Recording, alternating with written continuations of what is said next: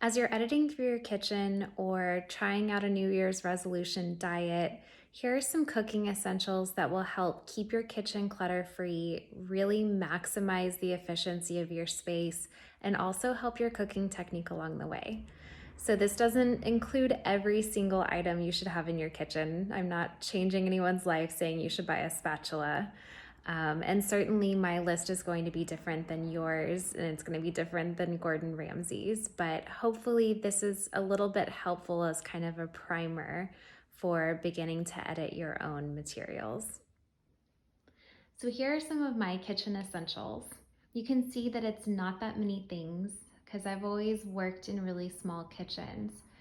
But that's taught me to be intentional about the things that I choose to keep in my kitchen because it's prime real estate. And it's also taught me to try and learn to do things by hand rather than always just resorting to another appliance or gadget that I ultimately have to clean.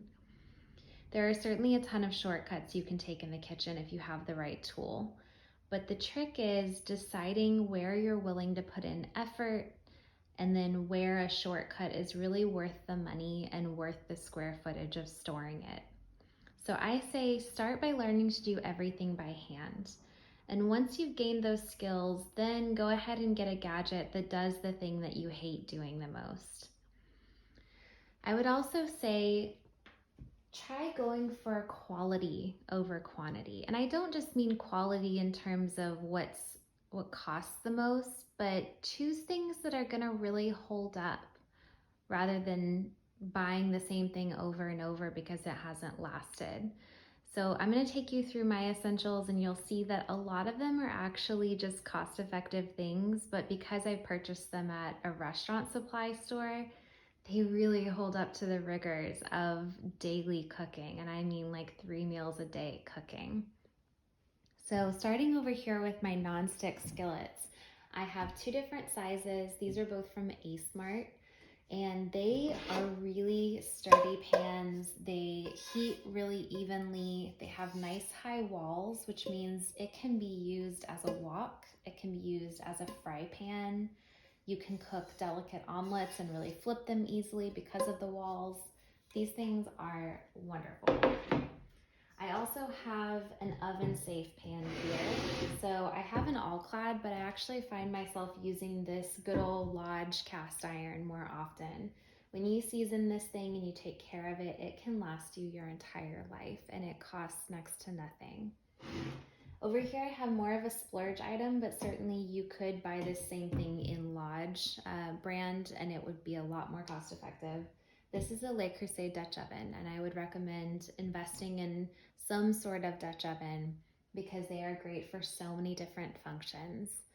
And I actually really love this one. It was a gift from my parents years ago because it serves a double duty as a decorative piece for my kitchen, and it always makes me smile. And then we have some kind of chopping block. This is a polyethylene one. They come in a bunch of different sizes. This is food grade, a chopping block that they would use in restaurants. So it really holds up to a lot.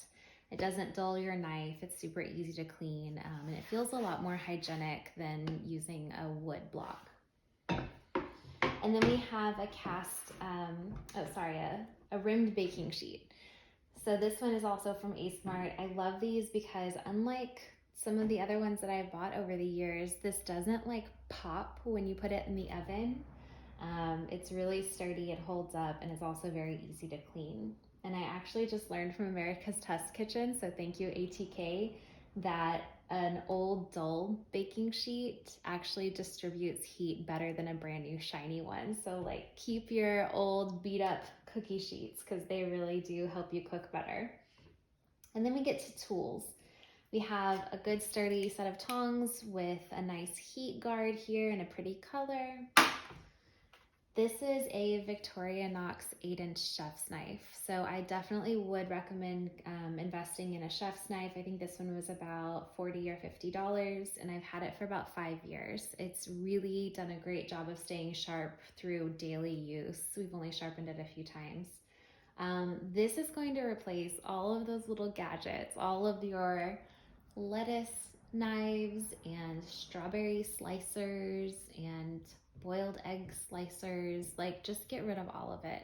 All you need is a really good knife and a little bit of time invested into knife skills.